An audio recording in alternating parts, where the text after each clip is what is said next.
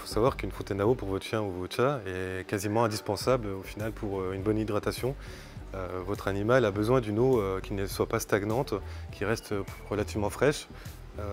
Et du coup, en fait, le fait d'avoir un mouvement dans l'eau va solliciter le chien ou le chat à aller boire.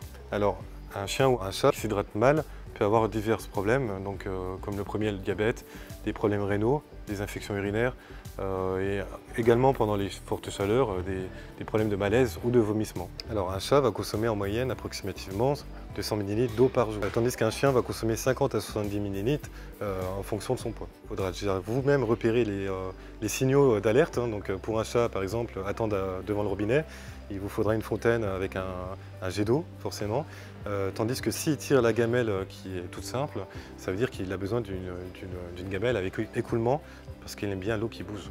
Et ce sera les mêmes signaux pour votre chien. Le chien qui tire la langue, si vous pincez la peau, que la peau ne revient pas normalement, c'est signe de déshydratation en général. Donc dans tous les cas, un animal, bien souvent, ne s'hydrate pas correctement. Donc c'est à vous de solliciter justement l'intérêt d'aller s'hydrater. Alors pour inciter votre animal à aller à la fontaine plus facilement, moi je vous conseille principalement de la mettre au même endroit que votre gamelle. Il va être naturellement attiré par le fait du mouvement et il s'hydratera plus facilement. Alors l'eau de la fontaine, on la change idéalement tous les jours. Après, ça dépendra également de votre modèle choisi de fontaine.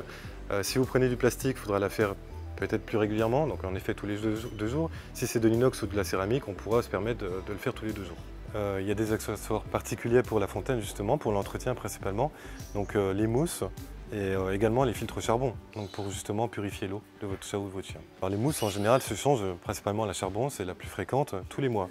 Après il est possible de justement changer les mousses aux alentours, de les nettoyer et les changer tous les 3 mois.